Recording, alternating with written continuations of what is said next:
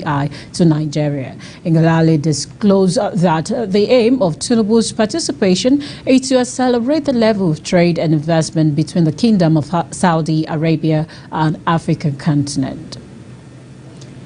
President Tinubu has commissioned 6 educational projects at the Abubakar Tafawa Balewa University and Abubakar Tatari Ali Polytechnic, all in Bauchi State, executed by the Tertiary Education Fund, TED-Fund, at a cost of 873.6 million naira. 4 of the projects are at Abubakar Tafawa Balewa University, namely departmental buildings B and C under the 2017 to 2020 annual intervention, academy building for School of Management Technology, classrooms and laboratories.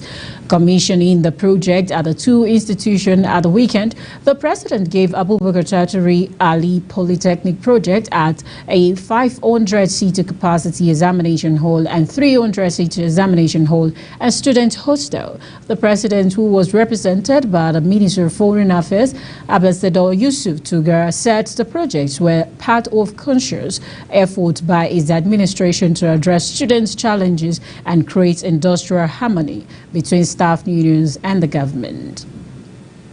As well, the President Bola Ahmed Tinubu has directed the ratification of the Presidential Delivery Tracker to enable Nigerians track the implementation of projects across the country in real time. Speaking at the closing session of the 3-day cabinet retreat in Abuja at the weekend, the President said his determination to ensure the activation and direct participation of citizens in governance with unwavering, noting that all Nigerians must be given the opportunity to track and report on the implementation of projects across the country. Tinubu said he has asked a special advisor on policy and coordination, Hadiza Bala Usman, to immediately reactivate the tracking system in a way that maximally leverages on cutting-edge digital innovation to provide real-time oversight capability for the benefit of all Nigerians. The president further implored all members of his cabinet to work hard to meet the expectations of Nigerians. Meanwhile, Vice President Kashim Shettima will on Tuesday in Abuja formally unveil the newly established Equipment Leasing Registration Authority, ELRA, which has Sedu Njida as the chairman and chief executive officer. The event scheduled to take place at the Armed Forces Officers Masood Asokoro will also have Zamfara State Governor Daud Lawal as guest of honor, while Minister of Finance, coordinating Minister of the Economy Wale Edun is the chief host. The ELRA is established by the ELR Act 2015 as a revenue-generating agency with a mandate to register lease agreements, regulate the business of leasing in banks and other financial institutions in the country, while attracting investment into Nigeria. Meanwhile, the building of the High Commission of Canada to Nigeria was engulfed in flames shortly before noon on Monday, which could lead to a temporary collapse of the services and consultation that the office facilitates. FCT police spokesperson Fanus Bako confirmed that the commission building on Diplomatic Drive in the Central Business District was on fire for several minutes. He added that the situation has been successfully controlled. The precise cause of the fire remains unknown, but the police and sister agencies are working to understand the cause of the incident. No casualty or injury has been recorded so far, and the responders are currently ascertaining the extent of the damage. As the Court of Appeal sitting in Abuja has reserved judgment in the appeal by the Kano State Governor Abba Yusuf challenging his removal by the Governorship Election Petition Tribunal. The tribunal had on September 20th notified Yusuf's election by declaring 16563 of his votes invalid. The tribunal held that the ballot papers were neither signed nor stamped by the Independent National Electoral Commission. Consequently, it declared the All Progressive Congress candidate Nasri Gawuna winner of the governorship election. Dissatisfied with the judgment, Yusuf appealed against the tribunal verdict and urged the court to set aside the judgment. As well, the Court of Appeal in Abuja has sacked Musa Ilyasu Kwakoso of the All Progressive Congress APC and restated Ted Yusuf Umar Dati of the New Nigeria People's Party in the Cairo Madubi Gowan Malam Federal Constituency election. The three-panel led by Justice Tunde Oyebamji Awotoye allowed an appeal by Yusuf Dati and averred that the tribunal was wrong to have contested date of the appellant's resignation on the date of his party's primary election, and that Section 77 of the Electoral Act was misapplied, saying no court has jurisdiction on the issue of membership of the party. Global TV will keep you updated on that. A federal high court in Abuja has imposed a penalty of 5 million naira on the National Youth Service Corps (NYSC) for the claim that Governor Peter Mbah of Enugu State held a fake discharge certificate. Justice Iyan Ekong in the judgment declared the Director General of the NYSC and the Corps, who were defendants in the lawsuit, to be at fault for distorting significant fact. The judge affirmed the authenticity of the certificate provided by Mbah to the Independent National Electoral Commission (INEC), confirming its validity as a legitimate document issued by the NYSC. Justice Eko further held that evidence before the court showed that the governor, though was mobilized for service in 2001, he, however, completed his service in 2003. According to the court, Mbah midway into his service sought, and after receiving permission from NYSC to attend the Nigeria Law School, was reinstated into the NYSC in 2003. Furthermore, the judge noted that the NYSC didn't dispute the evidence of Mbah's service at Ude's law firm by criticizing the court for not pursuing forgery charges against the governor if they genuinely believe the NYSC certificate was not issued to him.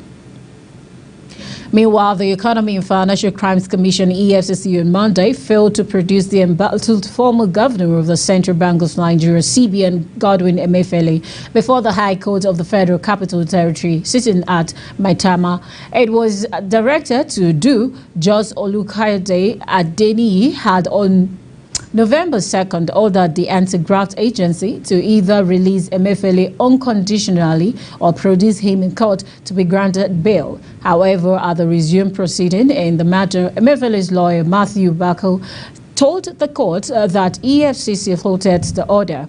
On his part, the lawyer that represented EFCC, Farouk Abdullahi, while confirming that the order was served on the commission, said it was not true that Emefiele has been in custody of the agency for over 100 days. Meanwhile, before he adjourned the matter to November 8th, Justice Adeniyi restated the orders of the court. He ordered the EFCC to either release Emefiele unconditionally or, in the alternative, produce him in court on the next adjourned date to be admitted to bail.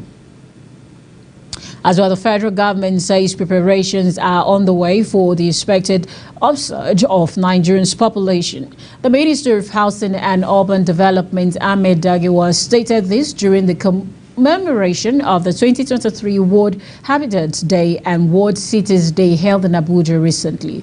With this year's commemoration of the World Habitat Day and the World Cities Day termed Financing Sustainable Urban Future for All, the Dagiwa noted that over half the country's population was living in urban centers and expected to go as high as 60% by 2030. The minister, who was represented by the Minister of State, Abdullahi Gwaz, stated that the federal government had called for accelerated action to achieve sustainable human settlement development, as well as introduce measures to mitigate its impact. Let's turn to Nigeria's southeast, where Abia State Governor Alex Oti has expressed the state's government determination to build roads that would enhance trade and commercial activities in the state. Oti, who said this on Sunday during the inauguration of the NCC Old Express Road in Aba, also noted that his administration considers building good quality roads as critical to improving vehicular movement and giving businesses the enablement to thrive. He disclosed that the government had awarded contract for the reconstruction of rehabilitation of some roads that are critical to economic development. The governor said the reconstructed road was a testament that the government had begun a holistic restoration of Aba and the state at large. As the chairman of the National Peace Commission, NPC, and former head of state, General Abdulsalami Abubakar, retired, has announced that parties and stakeholders involved in the Imo, Kogi, and Bayelsa governorship election will sign a peace accord on Wednesday, November 8, 2023. The statement said this will afford them the opportunity to pledge their commitment to peaceful, transparent, and equitable elections in their respective states. Abubakar made this known in a statement made available to journalists on Saturday in Abuja. You're watching Global TV News Cycle, coming to you live from Nigeria's capital, Abuja. On StarTimes channel 276, kindly follow us across our social media platform using a Global TV and G and other handles now showing on your TV screen. When the news cycle returns, Naira strengthens across FX markets amid move to boost supply. The news continues shortly with details of this and other stories right after the short break. Please don't go away.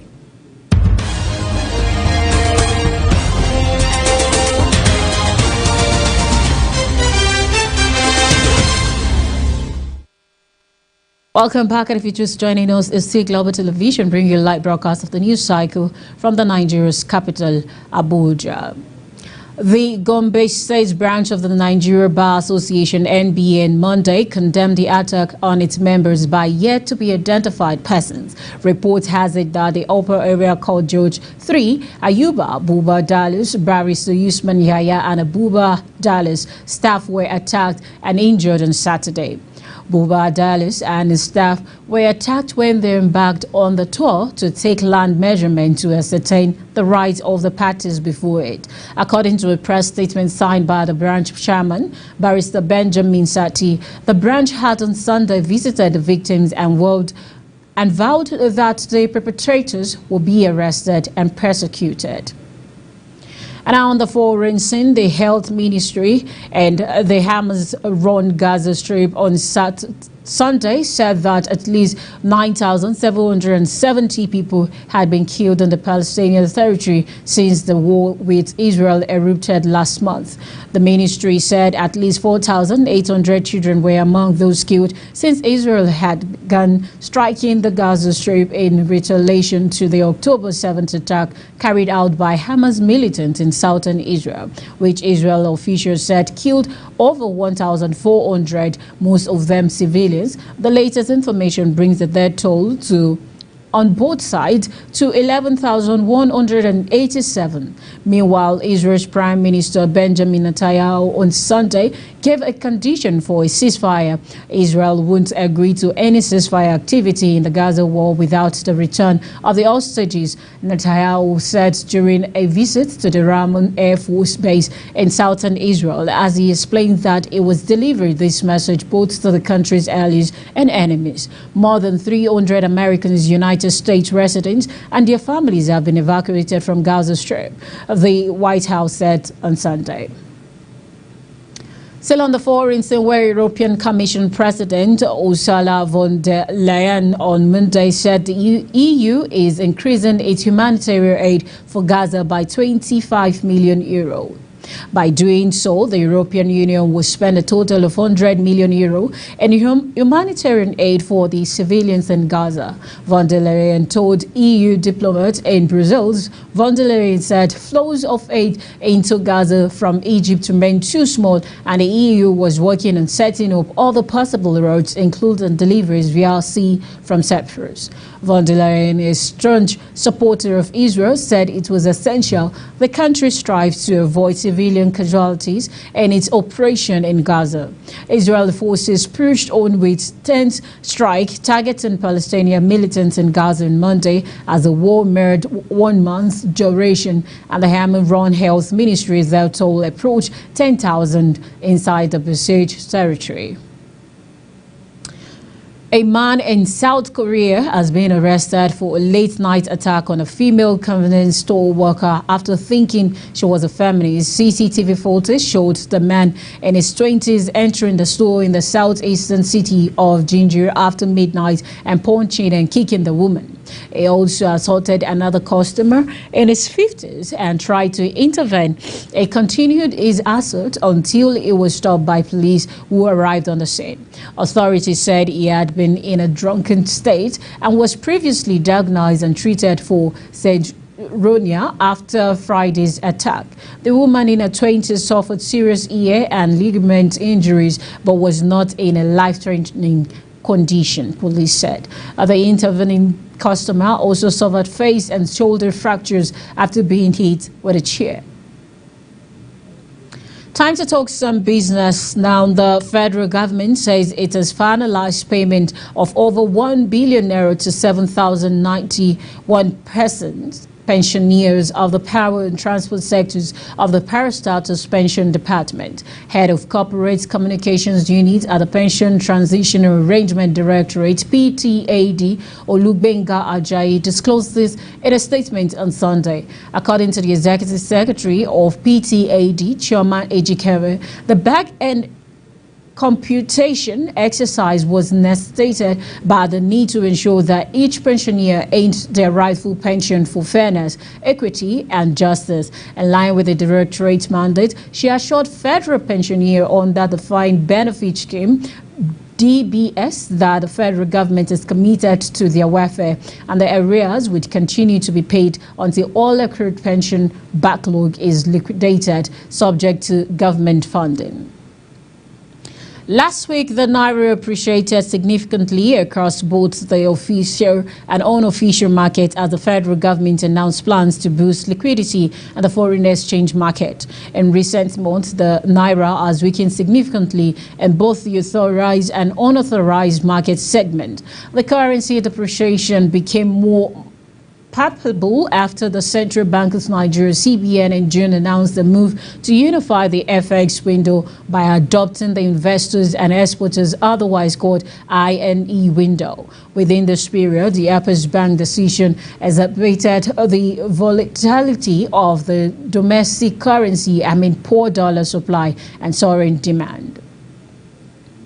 Let's take a quick look at some sports story where Nigeria Airlight referee and FIFA badge Yemisi Akintoye has been selected for the 2023 African Women's Champions League taking place in Côte d'Ivoire from November 5th to November 19th. The University of Lagos graduate was one of the 17 referees shortlisted across Africa and one of the 12 selected after an intensive one-week pre-tournament course. A statement by the Confederation of African Football Monday confirmed Akintoye's participation alongside other referees at the 2023 African Women's Champions League. It said Akintoye would be officiating alongside Salma Musa Gada of Rwanda, who was the first African woman referee to officiate at the Men's World Cup.